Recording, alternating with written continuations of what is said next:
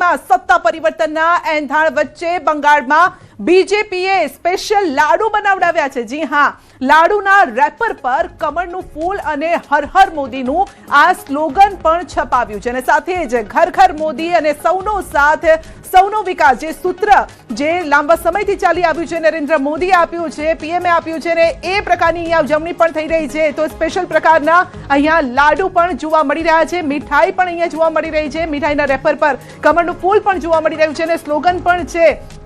જો કે આજે તો બંગાળમાં ઝાલમુડીની ડિમાન્ડ પણ વધી જશે સિદ્ધાર્થભાઈ, અને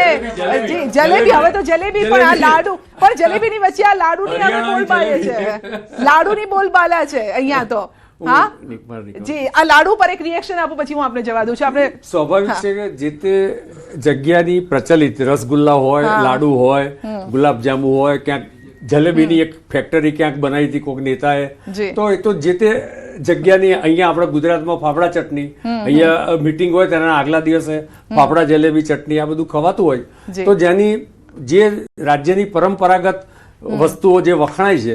અથવા તો જે વિસ્તારની વખણાય છે એના આધારે લોકો એને સેલિબ્રેટ કરતા હોય છે। આસામ હોય, વેસ્ટ બેંગાલ હોય, તામિલનાડુ હોય, પોંડેચેરી હોય, આ બધી જ જગ્યાએ ત્યાંના મતદારો મર્યાદામાં રહીને જવાબ આપજો એવું હું ઈચ્છું છું। હા, મર્યાદામાં રહીને। હા સંધ્યા, ગૌમાંસની વાત નીકળી, બીફની વાત નીકળી, તો મારા સાથી પ્રવક્તા ભાજપના જે મારા મિત્ર છે, મોટા ભાઈ છે,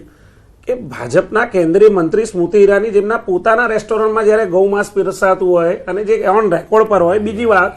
કે જ્યારે અમારી પર એવો આક્ષેપ લાગતો હોય કે તમે આ દેશ વિરોધી તત્વો સાથે ગઠબંધન, અરે મહેબૂબા મુફ્તી જે પાકિસ્તાનની વાતો કરતા હોય, મહેબૂબા મુફ્તી જે પાકિસ્તાનના પ્રત્યે સહાનુભૂતિ ધરાવતા હોય અને સત્તા લાલચુ ભારતીય જનતા પાર્ટી એના સાથે પણ જો કાશ્મીરમાં સરકાર બનાવવા માટે